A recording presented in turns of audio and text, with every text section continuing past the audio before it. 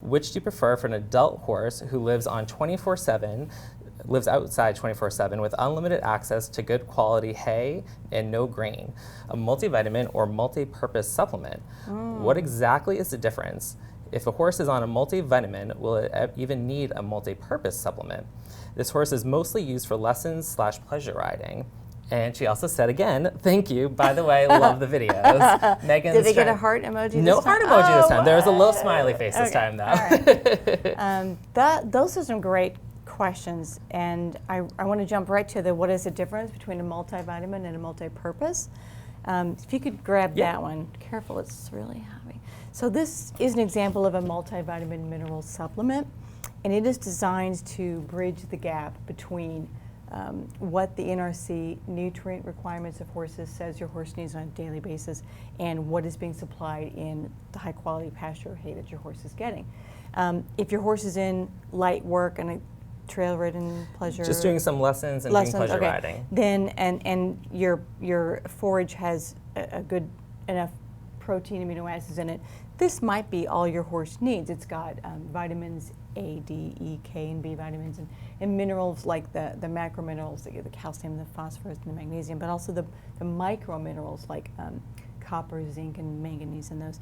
And so it just makes sure that the hay and the pasture, which might be deficient in minerals and vitamins, you're bringing your horse's nutrition plane up to that level that the NRC says. A multi-purpose, on the other hand, is completely different. We call these combination supplements, combos, sometimes all in one. And it's really more of a rider convenience factor, because we find that people feed joint, hoof, skin and coat, digestion, probably the most popular categories. And rather than having 4 different supplements, which can take up quite a few wells in a SmartPak, if you take the active ingredients from those categories and put them in one base that you can make a pellet with, then the volume is smaller and the price is lower, and which it's love. and it's just more convenient. So a multi-purpose isn't to bridge nutritional gaps; it's to provide support to your horse in some key areas, like we talked about the joint and the hoof and the skin and coat. And so those are just the 4 that most people like to provide together. Now, if your horse is at in light work and not doing a lot, you might be able to get by with sort of the base combo supplement.